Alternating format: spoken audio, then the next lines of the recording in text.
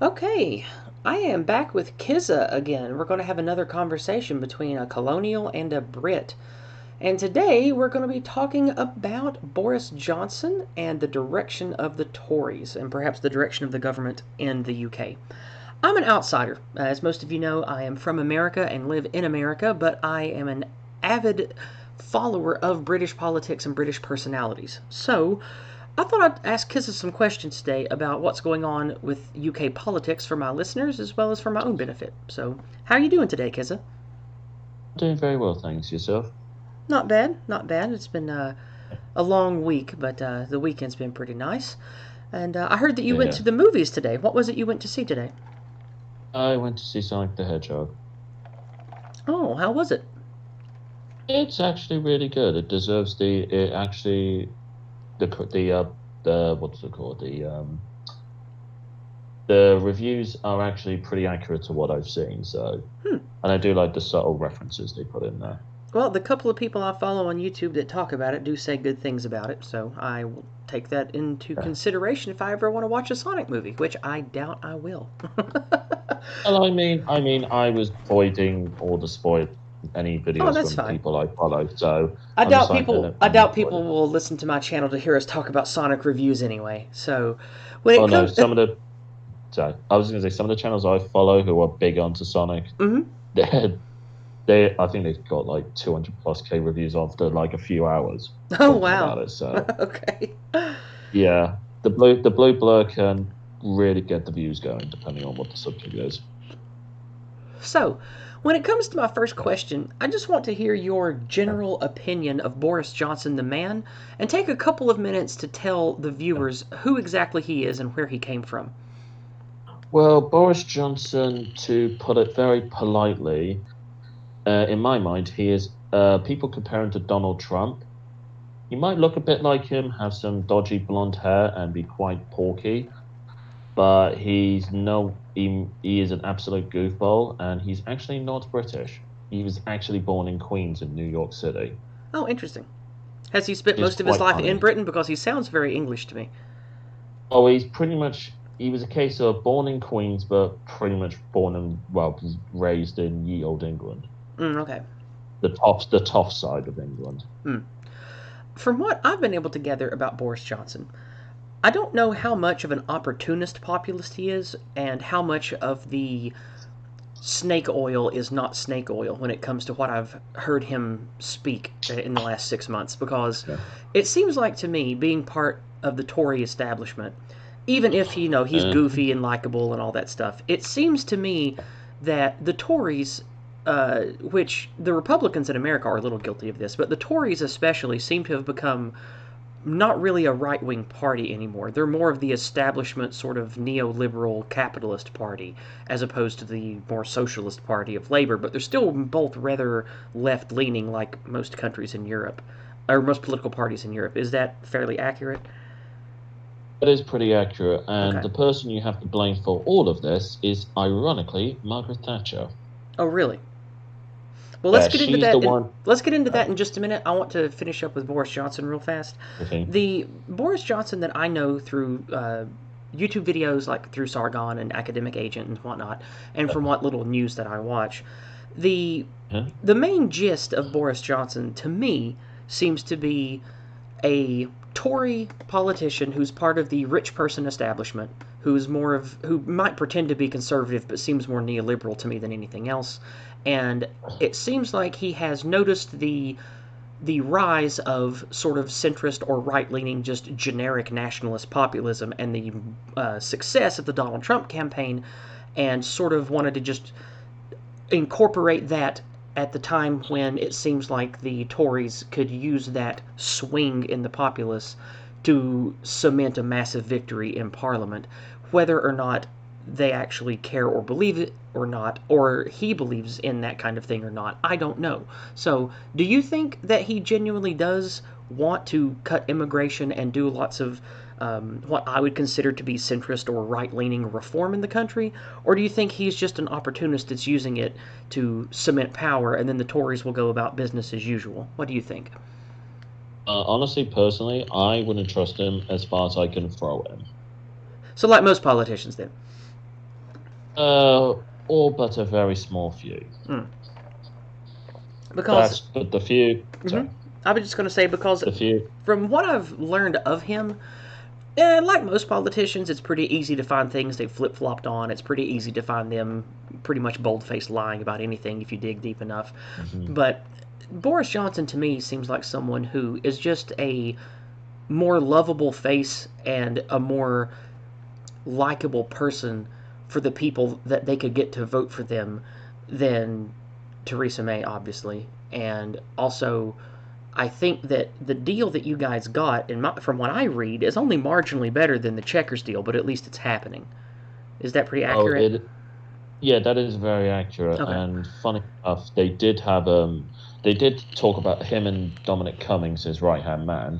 Yeah. They did joke about apparently wanting to hire oddballs and weirdos. So I thought, screw it, let me try and apply for a job there, and I got no response because I just thought, screw it, might as well have it apply, and who knows, if I got the job, maybe I could try and direct the clown into the right direction.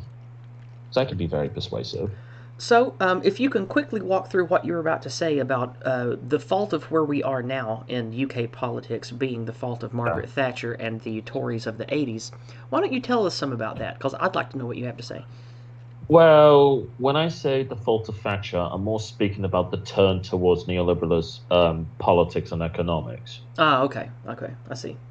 Sort of like how you could also Effectively, blame that on, even though they were Republican and right wing at the time, the populist from California in America in the early 80s, Ronald Reagan, even though he ran on a sort of right wing conservative financial platform, it really led to the massive corporate deregulation era, which played right into the boom of neoliberalism. So you can kind of blame him in the same way, I guess.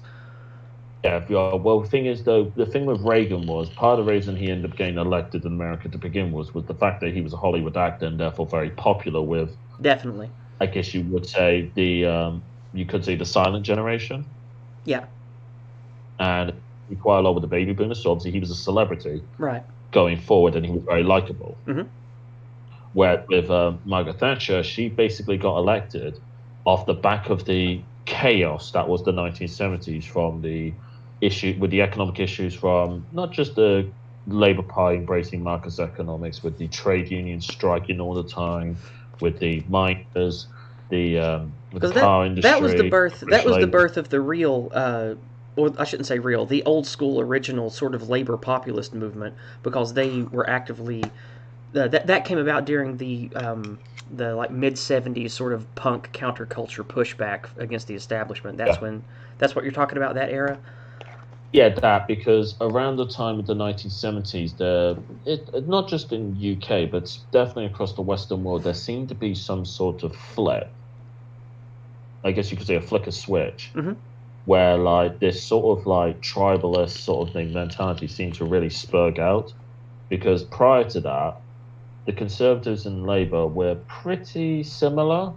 It was just a few tiny things that they were ultimately different on. Hmm. And that's why certain politicians in that era, well, especially in the 60s era, one that shall not be named because we don't want to get put on the list. But the other was a man known as Tony Benn, Hmm. who, despite being a Labour man who called himself a socialist, Hmm. in reality he wouldn't. He was the type that basically said, "Hold." He wasn't the type of Jeremy Corbyn type of socialist. Mm. He was more of I wouldn't use the term national socialist, but I don't think he was a socialist. He was sort of like I guess you would say, how the English view socialism at the time, Okay, so as it was more about helping out those who were worse off. okay, so more of the welfare state program. Let's take care of our own socialist instead of the authoritarian uh, government Marxist socialist that we so often see manifest. Sort of the hopeful socialist instead of the Marxist one. Kind of, but like I mean, I just I did notice, especially with England, is the mentality of it was Hmm. kind of like they thought it was like a case of helping the little guy, Hmm. not necessarily what was going on in the Iron Curtain. Okay, I got you. So Yes. move us forward and get us up to speed as far as who's to blame and how exactly you think it ties into what's going on now. If you can do that, and if Well, you can take us if on I like a quick if little I 5 minute journey there. if I could, I mean, I would argue the first culprit is Edward Heath, who was the Conservative leader from the late 60s, and he got into Prime Minister, I believe it was the second time, if memory serves, in 1970. And this was Largely was this immediately preceding Thatcher era? yeah, this is before Thatcher. This is when Thatcher was just a member of the Conservative Party. And she rose in the mid or late 70s, I think, right? Isn't that when she came to power? She came into power in 79. Okay, all right. So Edward Heath, basically right at the same time Reagan did, because I think he entered office in 80. Was it 76 he went into office? Was it 78 he went into office? Was it 76? Who, Reagan? I'm trying to think. No, Yeah. Reagan started. Reagan was 80 to 88 because there was 4 years of Jimmy Carter, 76 to 80. Oh, my mistake. Sorry. Yes. That's no, it's fine. So, it's hard for me to remember too because Yeah. it's mostly irrelevant. So Yeah. So you have Edward Heath who gets into power, and he mainly got into power thanks to the other Tory who shall not be named, but I'm sure you can work out who that was, making a very famous speech in '68. And it was through the sheer wave of support from that particular politician from both Labour and Conservative voters, which was unheard of in the history of the country. It was that wave, and basically he got Ted Heath into power. Okay. Now, Ted Heath, along with the politician who was unnamed, he, especially Ted Heath, tried to take us into the European Economic Community, as it was known as, the EEC. That was before it became the EU? Yes, well before they came in the EU. Okay. The EU didn't change from the EEC to the EU till 1993, thanks to the. Oh, I thought that happened in the 80s. My bad. I didn't know it was that recent. Okay. No, it was 93 because it came out of the Maastricht Treaty, which a certain man named John Major signed us up to. Okay. But please go on. Yeah, so he gets into power and obviously signs us up to the EEC. Now, the unnamed politician in question. He did initially support the idea because, as it was explained to him, it was about free trade. And he was a big Austrian-style free market economist. I got you. Supporter of such. Now, what happened was, when he realized what the whole deal was about, he went to his constituents when it came to the 74 election and told them all to vote Labour. Okay. For the time. And people accused him of being Judas, obviously referencing the story of Judas in the Bible. Judas Iscariot. Yes. And he basically said, no, Judas was paid, I am making a sacrifice. And then Labour won the 74 election with Howard Wilson as leader. Then they did the reform deal, which there was the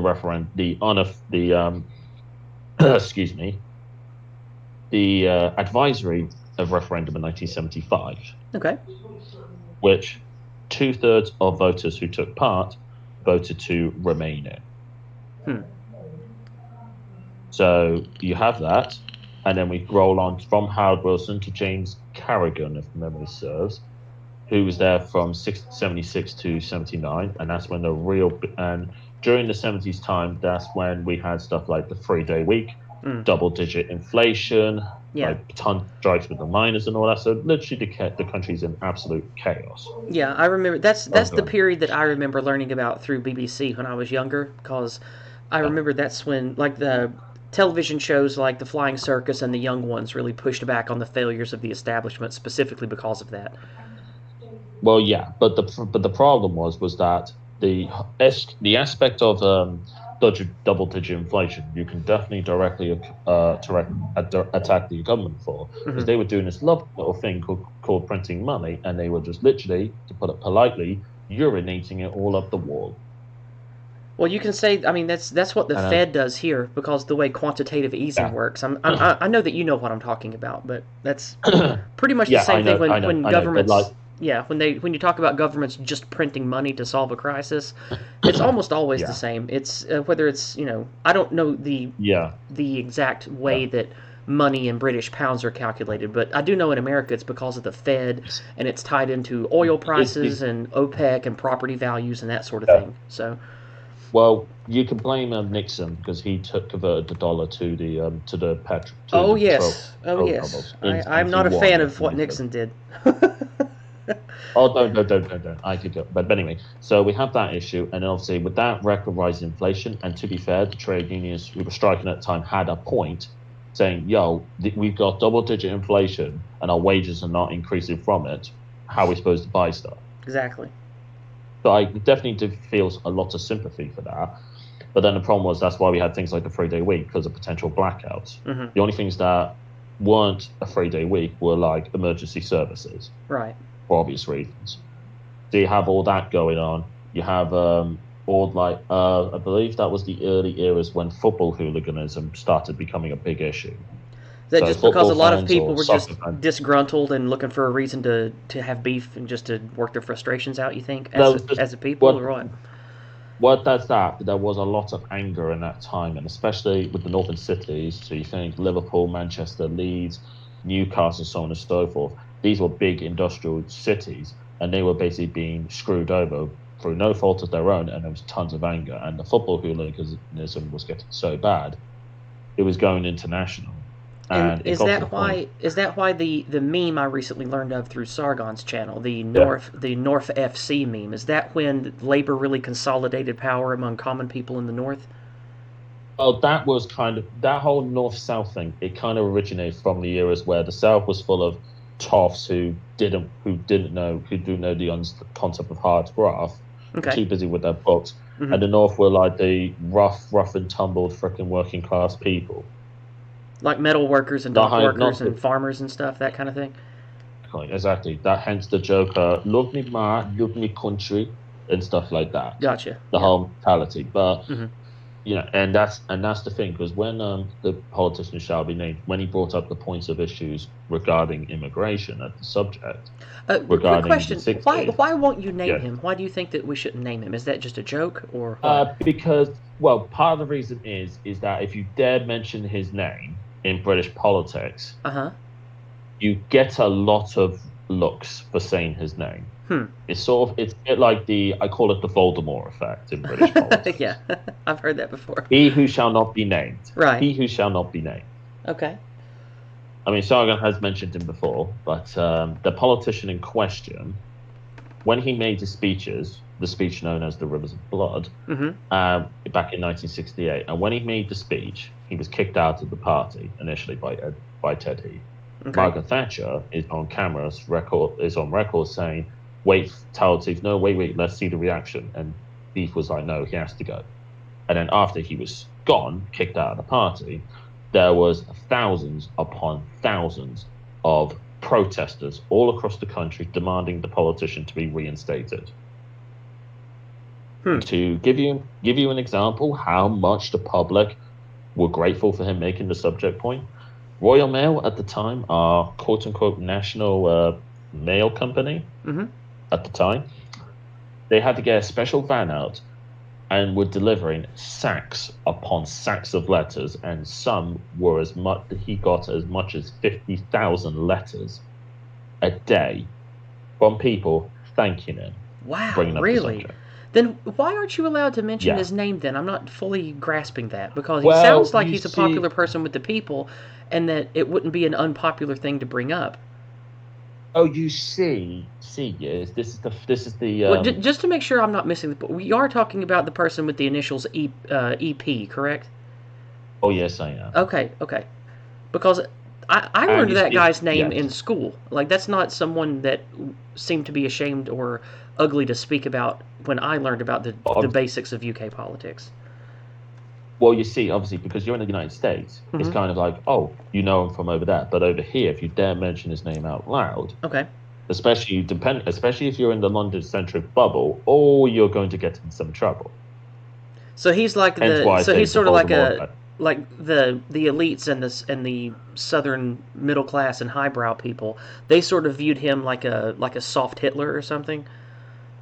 You could say that, although he ripped apart that notion, given the fact that he was actually a World War II hero and reached the rank of brigadier. Oh well, I know that. I don't think that he's like Hitler at all. I just meant like in a Uh, way of sort of like a distasteful thing you yeah. don't want to be associated with and distance yourself from. That's all I meant by that.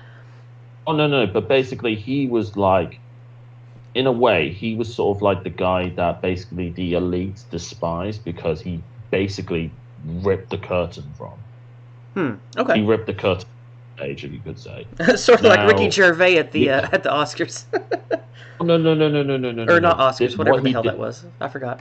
Oh yeah, but Ricky Gervais was far too soft for my liking. He should have went way harder. It was pretty delightful to He should watch, have went though. way harder. I mean, it was quite funny, but I'm like, come on, Ricky, that you're like you're operating at 10%. Turn it up to 100, please. Really stick the knife in. But anyway, But anyway, we we get got off to topic. Let's go back to what you were saying. Please, so, so, please continue. okay. So anyway, we're going through the 70s. We're having all this chaos, and we're Yeah. having like the punk rock era Hmm. music. You think stuff with the Beatles, they're becoming big and all that, and obviously the economic issues where taxation's going through the roof. Like if you was considered a very high, you were paying as much as I think they said at the time. I remember the racing driver Jackie Stewart. I think at the time he was paying. He was in the tax threshold of 90%. Good Lord. Yeah, Now, do taxes yeah. I work like mean they that's do in like America, where you only get taxed that high amount after a certain point of your income? Is that how it works there too? well, we have what's known as tax brackets. We do too. That's So what I'm I'm not sure saying. how that works. Yeah, well, basically, it was so heavy weighted towards those at the top rich end. Hmm. A lot of people like Jackie Stewart decided to say, screw it, pack up and leave and go to Switzerland, who Hmm. had, I believe at the time, like an outrageously low tax rate at the time. It wasn't a tax haven at the time, but it was a very low tax rate. So that's what he and quite a few people did at the time. I'm pretty certain And that during the obviously, with 1980s era, the Reaganomics era in America, that's yeah, another reason they had massive cuts to the taxes of the super wealthy, is to try to keep that from happening here. We didn't want rich flight here. yeah, yeah, but we did have a lot of wealth flight, but also, ironically enough, the 70s, believe it or not, is the only period in British history in the last 100 years of UK history Uh huh. where we had net emigration. Hmm. We had tons of brain drain out of the country. Particularly, they all went to particularly to mainly to the Commonwealth in the United States Hmm.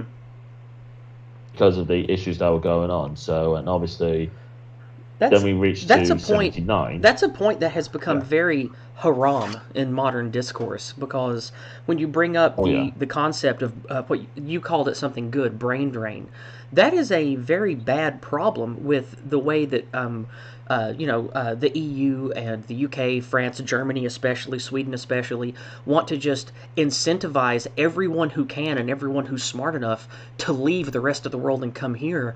That's a tremendous disservice and an almost critical blow to other forming nations. Is just sucking up all of their competent and smart and devoted Yeah. people just to bail, because then you're basically sabotaging that country for another generation or two of staying behind. And I think that's a very ugly disservice to other countries. Exactly. You could see it in a way. It's sort of like you could call it intellectual colonization. Exactly. But it's like reverse colonization. Instead of And us going there, we're just sucking up the value to us. yeah, but that's why I call it intellectual colonialism. Yeah.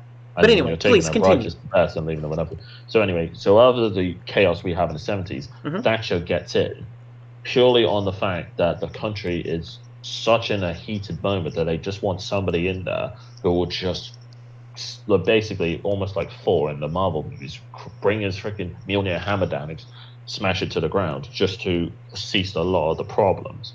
I see. I see. Now, in defense, Thatcher, she got the reputation of the Iron Lady, and she was not weak by any stretch of the imagination. Hmm. But I will say her reputation is slightly inflated considering the men that she was going up against are pretty limp-wristed. I see. I see. So, like for instance, if you put, let's say, Thatcher in with a lot of strong-willed male politicians at the time, especially recent years, especially what's been going on with Europe, I think she would look pretty weak today. So she'd be more like a silent generation Hillary Clinton, sort of. Kind of, yeah, because she was. I'm trying to think. She was. Because she was Yeah, she was educated and much. in politics for a long time, right? She didn't just have an immediate rise to She. power, right? She was a career No, no, no. politician, She was. wasn't she? Yeah, she was pretty much, from what I remember, she was a career politician through and through, and obviously it was a big moment because she was Hmm. the first woman prime minister. Right. Sorry, adult female prime minister. Hmm. I should make clear, because of certain people will say that's not, because with recent topics. And so it was a big deal at the time, because Gotcha. in most Western countries that was unheard of, having a female Yeah. leader of your country. I mean, Right. yes, we've had queens before, But that's different. but yeah, obviously that's different. And obviously she got her reign, and obviously the main thing she did was to try and break up the unions to weaken their power over certain industries. Mm-hmm. And she did do that with the mining industry and Mm-hmm. the automotive industry with British Leyland, which was, it sounded like such a nice idea on paper, but it was so butchered. Oh. Was so bad. Like, Well, if you look that at reminds me of one of my favorite things I've ever heard the comedian Lewis Black say. In general, I don't find Lewis Black very funny, but he did say something pretty hilarious once on a stand-up bit about politics in America, which I'm yeah, assuming could easily apply to Labour and Tories in the UK. He yeah, said pretty much the way politics works is a Democrat or Republican stands up and says, "Hey, I got a really bad idea," and then the other side says, "And now we're going to make it shittier." you could say that, but the actual idea of British Leyland itself was a nice idea on paper. The problem was that it was a problem. It was a byproduct of tribalism within each company under the banner itself. You had obviously issues with trade unions. Just some stories I've heard from old guard from working in factories. Mm-hmm. They used to go strike on the most pettiest of things, like one toilet didn't have a toilet roll in there. The most pettiest stuff. That's But pretty also petty. you have the issues of but also you have management not having a bloody clue of how to run a bloody car factory. Yeah. That Stuff happened like too. I that. think I So think we had a similar thing happen in America because the '80s pretty much yeah, gave a huge boom to corporate power and the shift away from local and union based business to national and international corporate business. And one of the first things they started doing was gutting middle management and using unpaid yeah, internships to sort of place managers that had no business managing important yeah, facets of business and trade, and that really just sort of ushered in an era of ignorant people that had no business running these multi-million and multi-billion-dollar companies, which were basically just the friends and loved ones and family members of the already established, you could call them corporate oligarchs or whatever. And yeah. so, like you were just saying, you ended up having a lot of people that had no business running or telling Excuse people me. how to do things in the driver's seat, and that really started making things get shitty for the regular person. Yeah, for sure. So basically, the idea of British Leyland, for anyone who might not have heard of it, Mm-hmm. basically it was an idea of taking all the main British brands at the time, Jaguar, Land Rover, Aston Martin, Mm-hmm. Triumph, and Rover, and so on and so forth, and Mm-hmm. put them under one roof, which Okay. is a smart idea on paper because General Motors does it in America, Mm-hmm. the VW in Volkswagen in Germany does that with their brands, and so on and so forth. So it makes sense. So you think sharing parts, cutting costs, and all that, it Mm-hmm. makes perfect sense. The problem was, this is why I mentioned the tribal aspect, is the tribal aspect of each company, even though they were all under one roof, Mm-hmm. didn't want to share parts. Hmm. So, for instance, Unfortunately, I a don't know very enough about famous engine General in that. Motors and the automotive industry here to have anything to say about what happened here. So I have no idea if a similar thing happened here or not. Oh, I wish I did from though. what I under, from what I understand, you didn't have the issue. General Motors didn't have anything like that. The only thing I would comment on when it comes to the American motor industry is that Detroit was your main hub, and that Mm-hmm. basically got ripped apart in the late '60s because Yeah. of rioting and so on and so forth, and they moved a lot of it overseas, Yeah. screwing over that area. Hence why it's never recovered. Yeah. That's why it became. It's But basically still a shithole. like, it's not their fault. It's not the people's fault. It's others' fault. Yeah. But so with that problem with the tribalism in the British Leyland, you Mm-hmm. had, for instance, the Rover engine, the Rover V8 engine, which was a very famous engine, popular and very famous engine in that era. Mm-hmm. One company, I think it was Triumph, went to Rover and said, "Hey, could you use it? Could we use it for one of our new models coming out?" And they said no, and they were like, "Oh," and they, Triumph were like, "Okay, fine, we'll just make our own one instead," and it did not work very well. And this is happening during the '80s, right? But this is throughout the '70s. Oh, the '70s is when this happened. And Okay. also, yeah, this is when it started really kicking off. And Okay. then So this was before you had Thatcher came to also, power, and this is one of the things yeah, that yeah, she was elected to fix. Is what you're saying? oh yeah, mainly went in, from what I understand, to break the unions.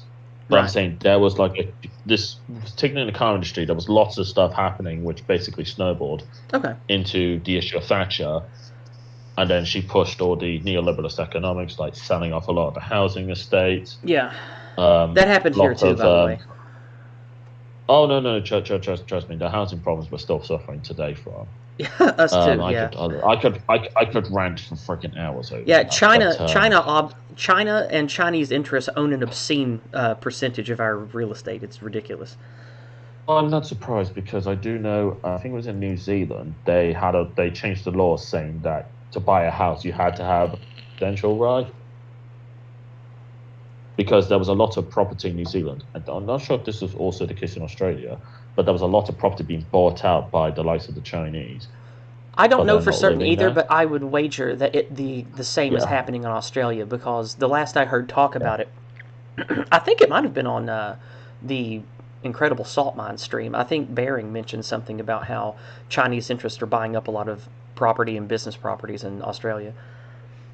Yeah, because it's a good way to flood money. Because that's Hmm. another big issue we did have in the UK in the 70s and 80s, and I know this was very true in the United States before that. Drug money basically being used for the black market drug money, and basically got the money to go. And the best way to clean it out, to turn it from black to white, was through the housing market. And All if right. you're a housing estate and somebody slaps like 100 grand on you in a briefcase, you're not gonna question where that's come from. Well, let's move ahead. Let's get back to how this is going to tie into what's going on right now in UK politics. So Yeah. walk us ahead through the next 20 years So pretty anyway, quickly here. the last 20 years or Oh, just 20 years after in Thatcher? your narrative here. Let's go from the 80s to the aughts Okay, here. so we get to Thatcher. So we get to Thatcher. She goes in, breaks up the unions, makes Hmm. a lot of economic shifts, which did screw over quite a lot of people in the working class institutes. Hence why you had almost like the poverty era of the Hmm. North, whereas the South ended up becoming very wealthy. Right. And that's also when it shifted to away from the manufacturing economic system to a serviced economy, hence the massive banking industry, Hmm. which created things like the City of London from And the 80s from the 80s onward. which led to a lot of urban decay in the north, which is why you have a lot of problems with migrants moving into the north and displacing the people there now. Oh, well, yeah, but when it comes to that subject of immigration, they mainly emigrate to the southeast. There isn't that much immigration up north. I thought that started recently in like It, the last decade. I thought there was a notable push of migrants moving I north. mean, if you're thinking of like those from the former British colonies, a lot of them did go to cities like, let's say, Birmingham and that. Hmm. And there were some in a few northern cities, but like if you look at where the main hub of immigration has gone, it's mainly southeast, mainly Okay, London so central. it's mainly London and towards So the southeast coast then. yeah, Okay. pretty much, yeah, predominantly. But obviously with Thatcher at the time, when we got to the mid 80s, we had the first of the stock market crash Hmm. in 85, if memory serves. So obviously that screwed over a lot of industries back then because they were running on a major boom and then it busted quite badly. Hmm. And that was just as she got re-elected again in 80. It was just after she got re-elected in 84. Now, halfway through her first semester, we had the Falklands War in 82, which did help garner a lot of support for making an example out of Argentina over the Falkland Islands. And Hmm. a certain Chilean politician, a famous one in our circles, known as Pinocchio, did give us a lot of help with that. I So, seem to have recall seeing his face on a few memes in the last couple of years. he's the famous politician who, if anyone's ever heard of the helicopter Oh meme no, with I know. I was communists, being facetious. I definitely know who he I is. say, oh yeah, I'm just saying for those who might not have heard of him, Right. he's the famous Pinochet is politician. the Chilean. Yeah, exactly. Yeah, yeah, he's the famous politician who who invented the helicopter meme with communists. But anyway, Hence so why Chile get yeah, us up through Tony Blair and take tip, us into the modern era. oh, I'll get to that very Okay. soon. But obviously Thatcher, she gets her second election, still going strong, but obviously the housing market's basically been sold off, so housing prices started to increase, and obviously and obviously we have our evolving relationship with Europe because Hmm. she gets the rebate deal because we were basically getting robbed effectively. Hmm. We get that, and then ultimately she gets a re-election in 89, And that's when the talk of this idea of a common currency comes into, which is established there.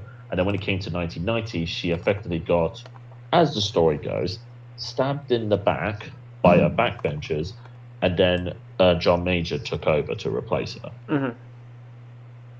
So she was in office for 11 years, which, if I'm pretty certain today, is still the record longest time a political leader has lasted in the country. Interesting. I knew that she was in there for a very long time, sort of like FDR in America. 11 years.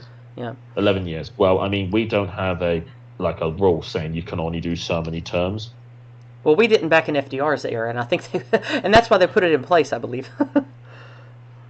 Yeah, but to be fair, I mean, not to defend FDR, I don't like him at all. Me either. But the thing was, in his case, he had the excuse of the Great Recession and World War II. Right, of course. He had that. Whereas we didn't do that. We had Chamberlain, then turned 1940, we said, F off, screw you, Chamberlain, we're getting Churchill then. Mm-hmm. But anyway, go on. And we get to John Major. Now, he comes in, doesn't really make much changes, still pushes a lot of the unsustainable neoliberal economic policies. Okay. That Thatcher brought in, and then come 1992, we have what is nicknamed Black Wednesday. I've heard of that. Where basically, this is where the Bank of England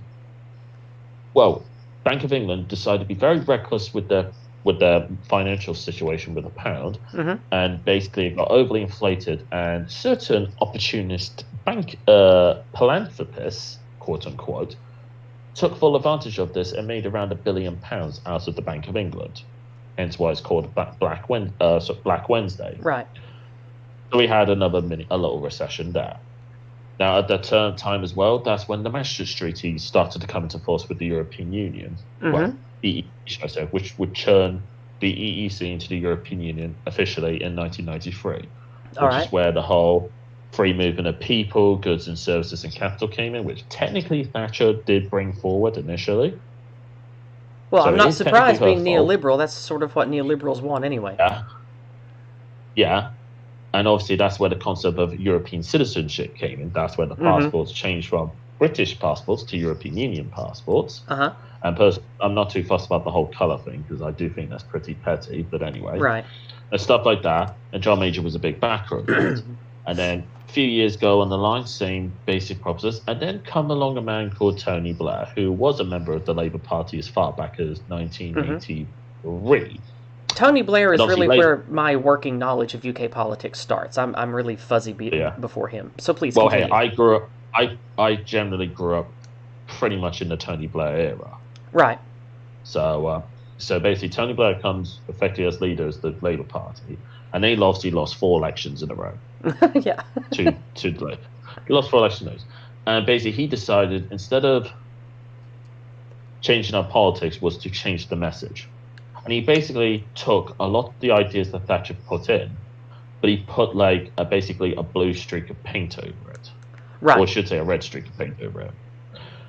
And he tweaked the message. And because people at that time, especially a lot of places, got so sick to death of Tory government, they just went to Labour anyway, because of the natural pendulum swing you have with leaders. Right. They get sick to death of somebody, and they'll just go for something new, even if the person is terrible. It seems to be the way here in America too. That seems to be about the course of things. In the UK, but like I said, UK, especially at that time period, it was pretty much a 2-party system. Even though we had the Lib Dems and the Greens, they were basically protest parties. Yeah. So you have that, and then Tony Blair comes in, makes these changes to the makes a few tweaks to the economics. It's nothing major. Does boost up taxes slightly, and basically funnels a lot of the money to the NHS. Treasurer of Britain today. And with that, obviously he keeps going about his business. Ironically enough, in 1 year, he actually did have a deficit. Huh. He actually had a financial deficit where our debt actually went down slightly, which was the first. But in 2001, obviously, we had 9/11, the incident of 9/11. And that's when Tony Blair with George Bush Jr., not Senior. Right. Yeah, because I didn't realize at the time, especially back then, that there was a Bush Senior and a Bush Jr. Right. They ended up getting involved kickstart the whole war on terror, which I'm sure you're fully versed in. Oh how yes, that went. So Patriot Act and all that mess. Afghanistan. Yes, it was quite the ordeal, and Yeah. a lot of people like me who were more on the libertarian side of things were none too happy during the early aughts. It was not a fun time for liberty. Oh no, because I was basically a child at that time period. So, and I remember watching the actual Twin Towers crash on live telly at school at the time. I'm just like, what on earth is this? Yeah. Just happened. So I'm a kid at the time. So, and obviously again the war on terror, and then we're getting dragged into Iraq and Afghanistan. Yeah. And that's when the whole skyrocketing debt really starts to kickstart. I mean, it did kickstart in 72. I think at the time we had about 36 billion pounds worth of debt, from what I've researched, give or take, which is pretty tiny in the grand scheme of things. Especially for a nation that's such an economic powerhouse like the UK. That's not too bad. Exactly. That's basically chump change in terms of the UK's wealth, especially in that, which is it's quite funny because. And what is it now? Do you know? Yeah. From what I've read, it's about going off the clock. It's close to 2.3 trillion pounds. Yeah, America's debt has gotten ridiculous. I think we're in the double digits of trillions now in national debt. Last I checked, it was $21 trillion. Yeah. But yeah, it just keeps getting worse. It's quantitative easing, man. It's got to be that. Oh, and printing of money. That doesn't help. I mean, actually, I actually do have a fantastic video for you to link. It's called Austrian Economics Explained by Glenn Jacobs. Okay. We can put it in the top comment and we'll pin it so people can see it. It's a fantastic video. You definitely got to check it out. Sounds good. But yeah. And so obviously we have that. And then come 2004, that's when the E8 nations decided to join the European Union at the time, which were like Poland, Lithuania. Your East European bloc, basically.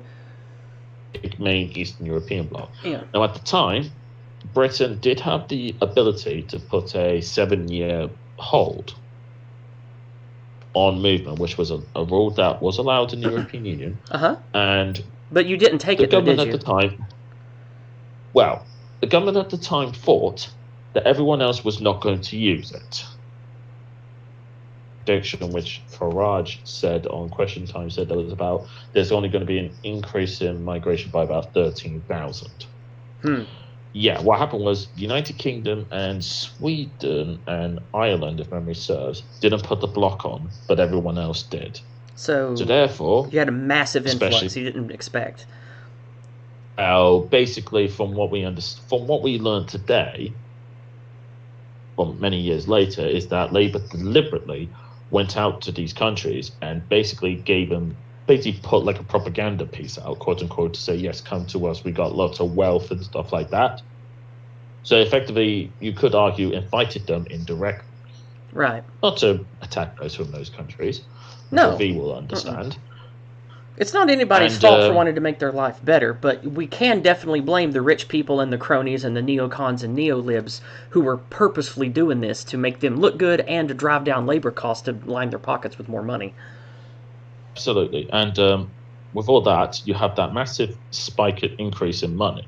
In late at the time, if you look at raw gross numbers from that block, it was like 800,000 in 2 years.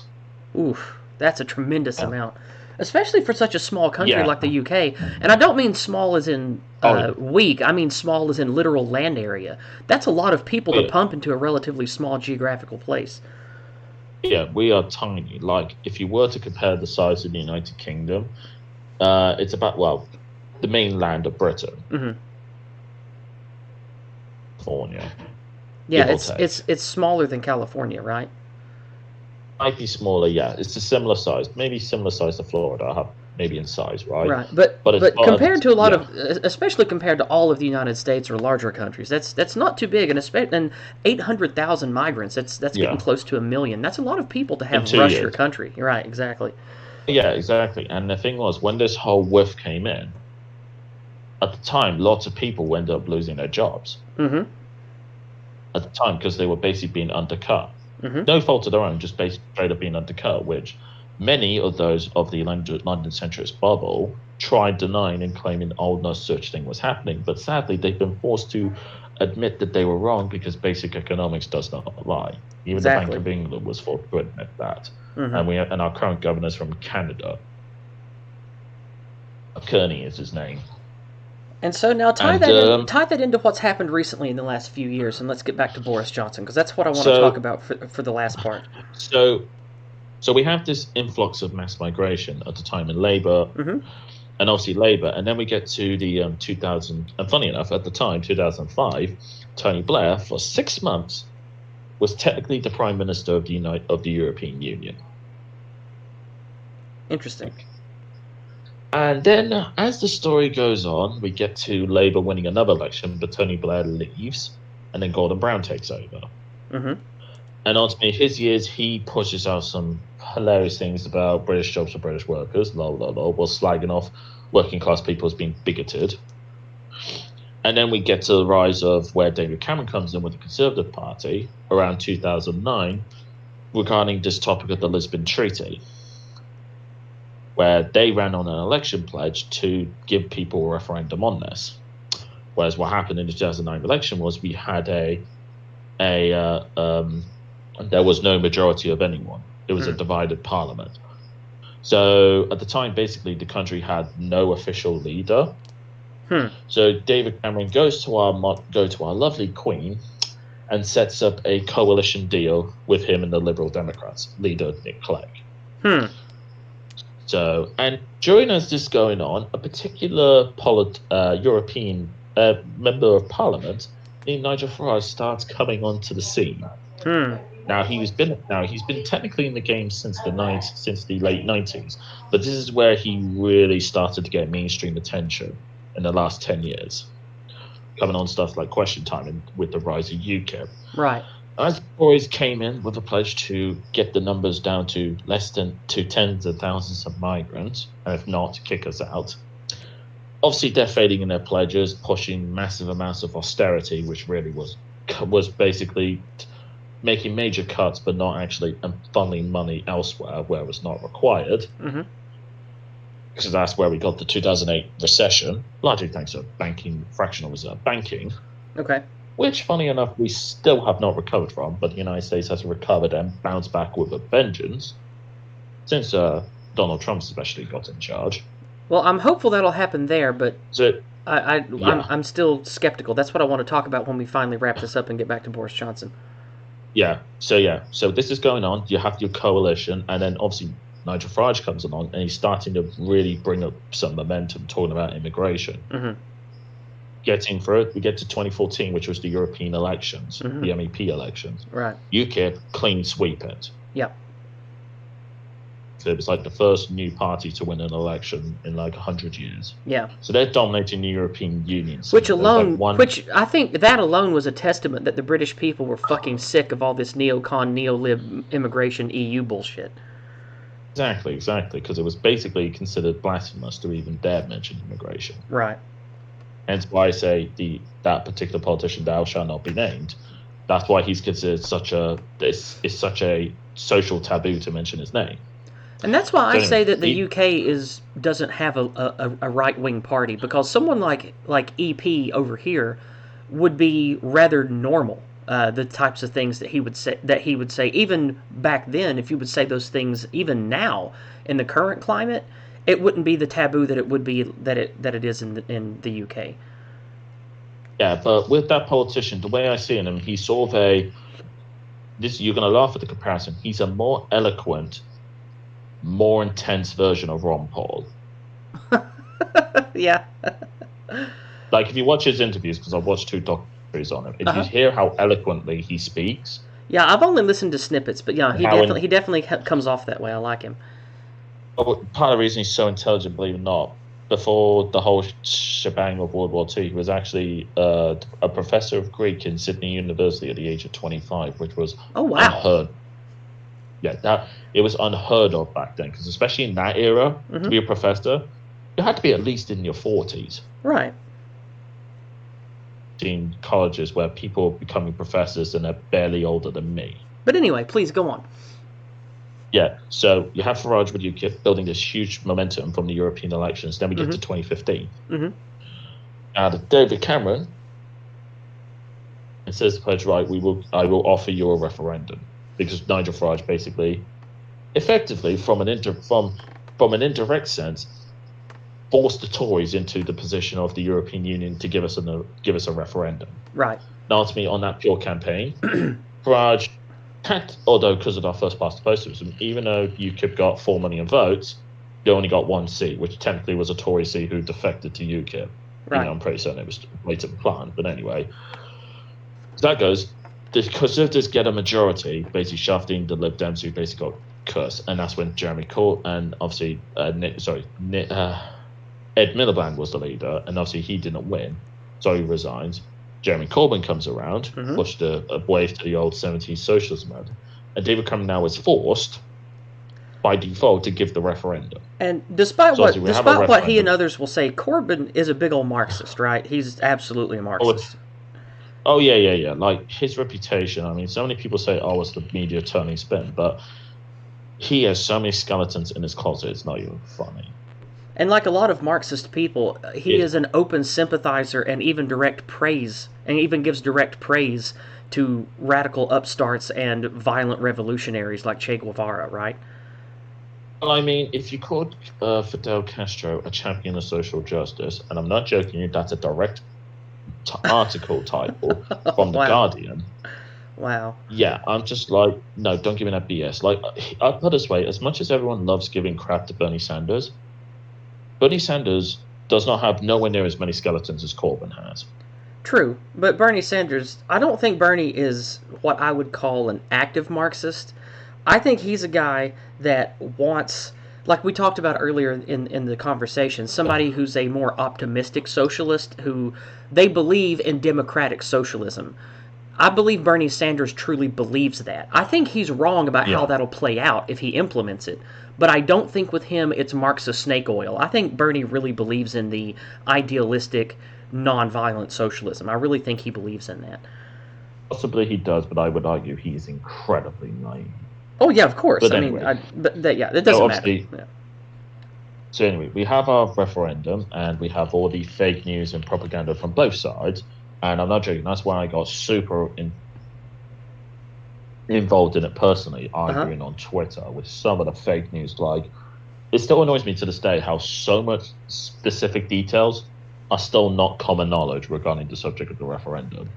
Yeah, a couple of years ago, when I started really digging into American media, I was very astonished how little that I actually knew about what was going on, and how the normal American knew even less than I did, and it's the damn media's fault. Oh, no. But what really ticked me off about this whole thing, right, and I did politely scold Carl Benjamin, aka Sargon Khan, in person twice about, is certain details that were not made public that should have been made public. Secondly of all, how very certain words in the English dictionary were being completely misused and misrepresented whatsoever. Oh yeah, you get that a lot here too. It's terrible. And the third one, the big one, everyone, and I remember I properly went after one particular so-called award-winning journalist who founded a group called Reasons to Remain, and basically ripped apart his idea, trying to claim that the whole 75 referendum was A-OK. And I'm like, hold on, you just said the 2016 referendum was advisory. The 75 referendum was also advisory, wasn't it? Yes. Right, did the majority technically vote in favor of that? Yes, because it was 67 to 33. But like, hang on, but if you go by total electorate, it was only 44% of the public. Okay. And I also bring up the fact, when it comes to the subject, no one voted technically to join it. Interesting. No one voted to join it. No one voted in favor of any of the treaties in question. From the original treaty to take us in all the way up to the Lisbon Treaty. So anyone wants to bring up about democracy with the European Union, and I'm looking at people like Femi for this. If you're going to try and use the democracy argument, first question you're going to ask is, when did we vote to join in? Exactly. No vote, no membership. Yeah. Now, on the topic of the whole Brexit versus no Brexit fiasco, I'm not joking when I say this. The whole no-deal Brexit fiasco You didn't require a referendum for that. Do you know what you had to do? What? You had to revoke the 1972 European Communities Act. Which you don't need a referendum to do. Parliament can do that. You just revoke that, and you get your no-deal Brexit. Like that. Straight out. See, I thought that was going to be one of my questions. Can we move up to modern to where we are now and let me ask you some questions? Sorry, yeah. So anyway, we keep steamrolling. The referendum goes 52-48 for leave. Mm-hmm. David Cameron resigns. Boris Johnson, from what I remember, gets stabbed in the back by what's his face? This is where I am, man. I just forgot his name. Old cokehead. What's his name? Jeez, I can't believe I'm blank. Old cokehead? I'm sorry, I'm not familiar enough. Yeah, he was known for snorting a lot. He admitted to snorting a lot of coke. Oh. Cocaine, by the way, not Coca-Cola. Right. It'll come to you. It'll come to you. That's it. Michael Gove. Okay. He, from what I understand, he stabbed Boris in the back, and Theresa May became leader. Okay. And she tried pushing the strong. This was 2016, right? Image on the election, and she calls a snap election, and she tried to put this strong woman image out, which I really did scold politely Sargon of Akkad for buying into her when it was blatantly obvious, when I knew full well she was a Remainer and she was not talking tough at all. And she ends up getting a minority government and her coalition with the DUP, and she does such a disastrous job with negotiating when in reality she was basically a Remainer negotiating, which makes me laugh how Remainers also bought into the fact she was Brexit. I'm like, no, she's a freaking Remainer. That's what a Remainer would do. They wouldn't advocate for a good deal. You know? And I think that the majority of your parliament were traitorous dogs. I think that almost every one of your parliament members wanted to remain. Well, almost all of them did. There's only like a couple at the top of my head in Parliament who outright wanted to leave, and that would have been one of them would have been Tony Benn. Yeah. Who I believe passed away, I think it was in 2015, and he was an advocate leaver from basically the very beginning. Okay. So, get us to where we are right now, because I want to ask you some stuff about Boris. Yeah, so then we lead to, so obviously Theresa May ultimately resigns, and then you have your Conservative leadership. And then we have Boris Johnson, who basically he had a lot of popularity from his days of being London mayor, where he was an absolute goofball. And I'm not joking you, even lovey, BBC-loving Guardianista type lefties loved Boris Johnson because of how much of an entertaining clown he was. Yeah, he does have that going for him. And in that way, he is a lot like Trump. Yeah. Utter goofball. Like, there were stories about him chasing after somebody who robbed some woman's puss on his push bike. Right. Like, even people like James O'Brien bought into the notion.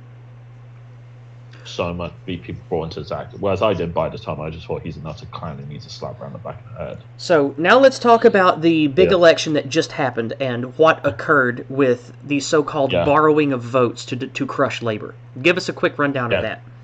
So basically, Boris Johnson was pretty much whole notion was get Brexit done. That was his whole mantra. And Labour, especially with Corbyn, because of him sitting on the fence of the subject so much, because most of the people in his party wanted to remain. Now, him being a quote-unquote closet Brexiteer, which I didn't personally buy, even though his voting record has been very much against the European Union, I'd argue he was only doing that just as a point of just being in the opposition to the main government at the time. Go on. I thought so. So you get to that, and then obviously lots of people up north don't like Corbyn at all because they see him as a fucking a London lovey type who likes the outsiders rather than the natives. So that's blatantly obvious. Yeah, and with that, and also elements of, let's say, Nigel Farage's Brexit Party as well as old UKIP, a lot of those areas who did vote UKIP in the European elections and the Brexit Party in the European elections basically thought to themselves, look, basically effectively did the deal on Devon, basically voted Conservatives, not necessarily because they liked Boris, but purely out of spite to spite Labour and to hurt them. Do you think that it was mostly out of spite or revenge, or do you think that a large number of the people who quote-unquote lent their votes this last election, do you think they really believed they would get what they wanted, which was less immigration and a proper Brexit? their mentality was, I guess you could call it like somebody who's in a desert and they see what they think is a lake, even though they're not sure if it's a mirage. But their mentality is, look, we might as well check it out or die trying. Okay. And So you think it also, was also a mix how, of desperation then? yeah, there was plenty of desperation, Mm-hmm. but also it was just a pure spitefulness. Because you think if you're somebody who's working class and the party is meant to represent you basically spits on you, Yeah. you're going to want to give them a bloody nose, and that's Right. basically what happened. Especially working class people. So, yeah, because author and journalist Peter Hitchens, you might have heard of him. Mm-hmm. He spoke about this back in the 2000s in the 2010s as well. Uh-huh. That he wanted the Conservative Party to lose in the 2009 election, out of spite to basically destroy the Conservative Party, and they would have to regrow into be a proper Conservative Party instead of the neocon neolib mess they had become. Yes, and the idea is you bet against yourself to destroy yourself to regrow yourself back to how you should be. Gotcha. Okay. So then that's yeah. where we are right now with Boris. Now, Yeah. what's the name of the actual Brexit deal that has gone through? What was it called? It's not the Chequers deal. What was his deal called? Did it just have a number or what? But basically, the deal they brought back was ultimately rejected. Okay. But then, ultimately, they would ask for an extension. But obviously, when he said, okay, I'll agree to extension, even though he didn't have to, and I pointed this out to many people. Right. If he just stayed put and did nothing, you would have got no deal Brexit. Legally speaking, he didn't have to do anything. And I think that a lot of us who actually care about the UK want a no-deal Brexit. Because I think that, personally, that would be the best for you guys. Well, actually, for me, you're going to laugh at this. I don't want a no-deal Brexit. What kind of deal do you want? Hear me out. Sure, of course. It does sound very arrogant for me to say this, but I want basically, I guess you could say, as people describe my quote-unquote, my type of deal with the European Union, be the Treaty of Versailles on steroids. So you want them to pay. You don't just want a no-deal Brexit. You want a deal in the UK's favor. Oh, wait, I'm sure if you remember my piece that I sent to you. Yes. Because this whole topic of the Brexit bill, which has pissed me off so much, it's literally absolute propaganda. Because we don't actually owe the European Union anything. They actually owe us money. And on top of that, you don't even need a referendum to completely, like you said earlier, to completely walk away from the EU. All you have to do is dissolve the old legislation that makes you be a part of it. Exactly, and this is what kind of pisses me off, because like so many people in politics, and this kind of goes me on to, you may have heard about the Supreme Court case. Mm-hmm. Boris Johnson was an absolute idiot for not appealing the decision. Because I remember at the time, I read through the 75-page PDF document that came out from the case. Uh-huh. I scanned word for word. The Supreme Court could not specify which law Boris Johnson broke, for a start. They couldn't specify which rule he broke, or which part of the unwritten constitution he broke firstly. Yeah, I remember Sargon mentioning something about that, and it was a lot like the impeachment farce against Trump. It's based on nothing real in any legal sense. So there's that. Secondly of all, the Supreme Court are clearly ignorant about the concept of parliamentary sovereignty and the relationship between the UK Parliament and the European Union, which, ironically enough, the BBC actually perfectly explained this back in 2016 with their article, Did the UK Lose Sovereignty in 1972? Mm-hmm. Which is where I learned about the 1972 ECA. Interesting. Now there's that, and also it was blatantly obvious to anyone it was a political decision and not a legality decision. Of course. Because they called it was unlawful. Now to me, I would say, I'd be like, that don't mean jack. Prove, was it illegal? Mm-hmm. Did I break the law? They say no, and I was like, well, case closed then. Because of my education, you basically take what the rule states. Right. Whatever it doesn't state is fair game. Exactly. At the time, Boris, if I was in his legal team at the time, because I was trying to ask a friend of mine who knew a very good solicitor, and I asked him to look into stuff. But he basically said the type of topic he was talking about, and he looked at it. He basically said to my friend that, look, if he was to go after something like this, it would cost huge money. And I jokingly said to him, "Yeah, let me give the calls to Nigel Farage and Aaron Banks and get them in contact and start and try a law against Yeah. the UK government." So, Yeah, so you have that. mhm.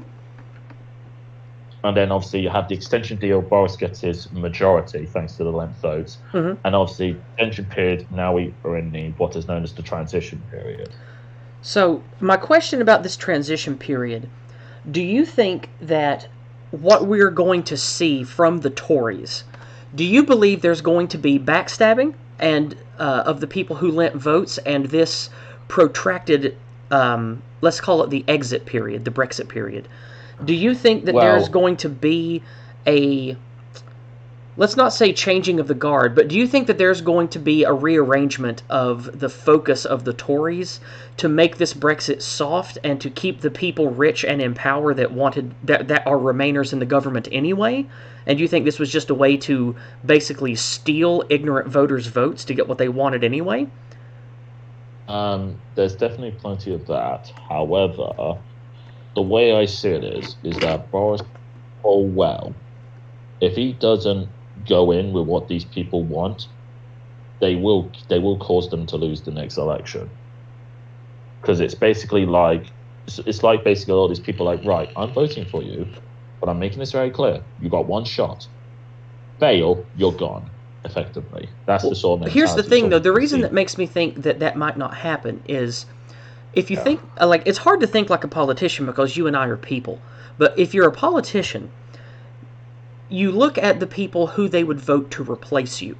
If you know that Labor is a shambles and they have no clear leadership and that the people who lent you their votes already hate Labor and don't trust them, then you can lie to the public who are already uneducated and busy just trying to live anyway and just keep lying to them again. That's what both parties have been doing to their voter base in America for 20 years now. Is it's just one lie after the other, and they keep leading their voting base along with just lie after lie, and they keep voting for them anyway. Because essentially you have in England what we have here now, which is an establishment two-party system where no other party has a chance of gaining any kind of measurable power. So that's why I thought perhaps that is a main risk of this, basically a gambit that people who lent the votes took. I know it was out of desperation, but still, thinking as a crooked neocon or neolib politician, I can only see from the example that the two parties in America have given me, which make me very dubious about this entire thing with Boris Johnson and the Tories right now. Yeah, like I said to you before, I do not trust Boris as far as I can throw him. Right. I find he's too trusting of people when it comes to politics. And I did explain to him very politely, over a glass of brandy, you're meant to trust him like a paedophile locked in a children's hospital. But if you don't mind, respond to what I just said.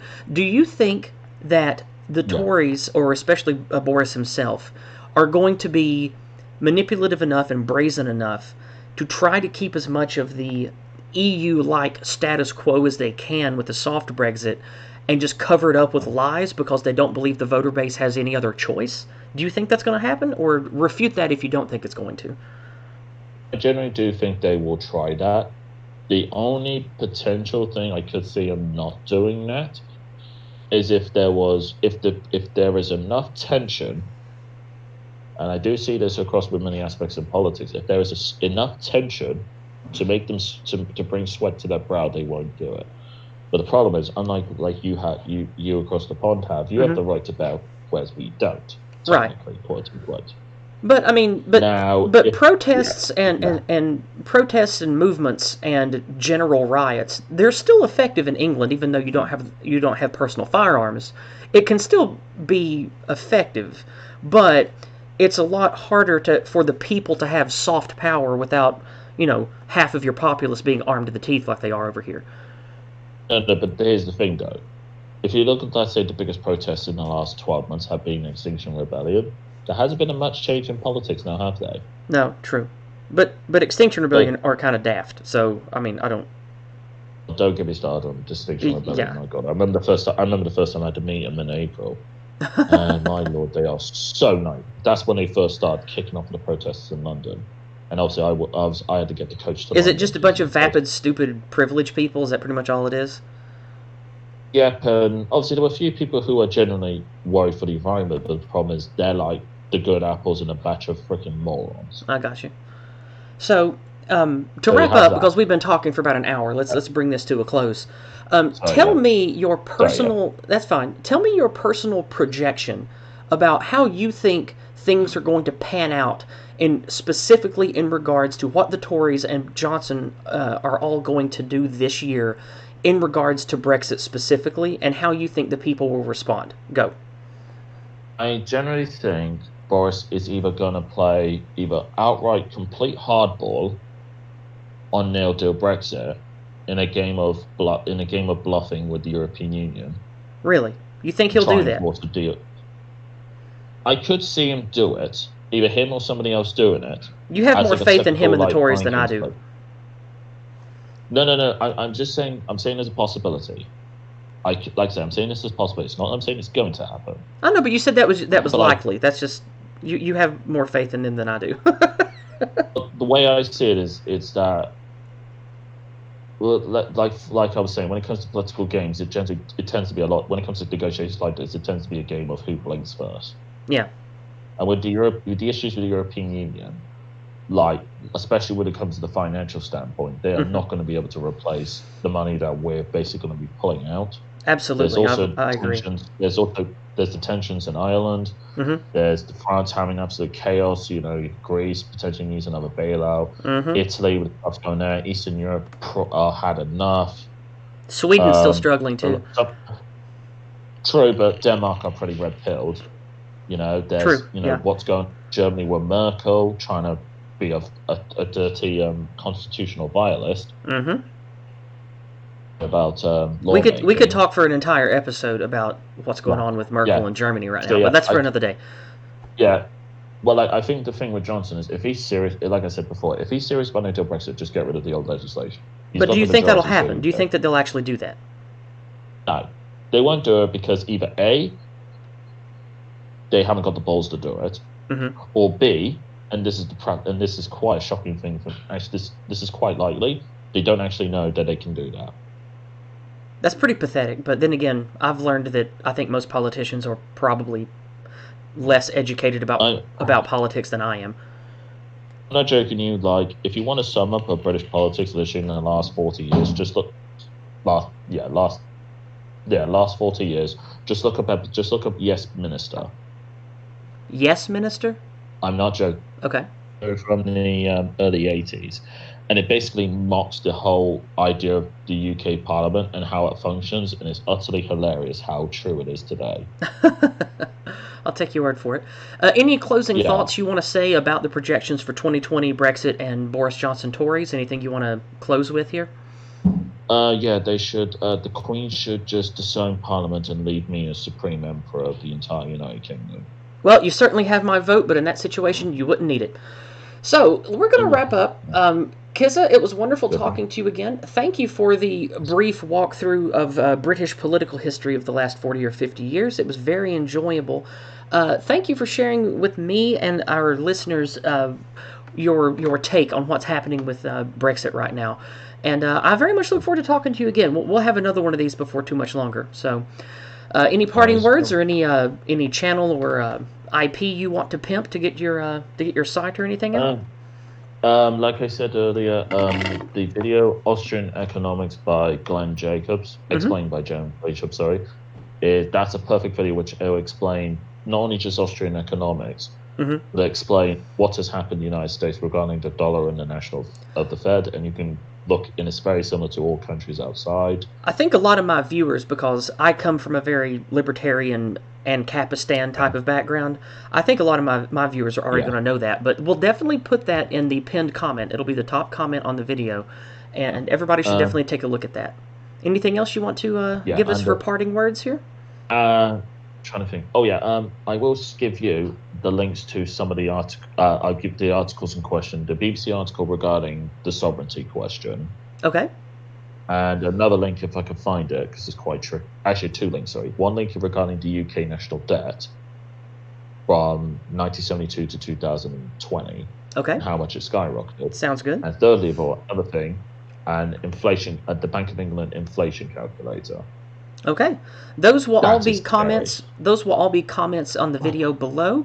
I'm going to pin them so everyone can see them, and I definitely recommend you check them out. I'm going to check them out too, and we will continue the conversation with our viewers in the comments below. So, Kizza, thank you for joining me again. I'm Yizz the Eunuch, of course, and we will catch No you all problem. next time. So, see you later, Kizza. Bye, everyone. Take care. Peace and profits.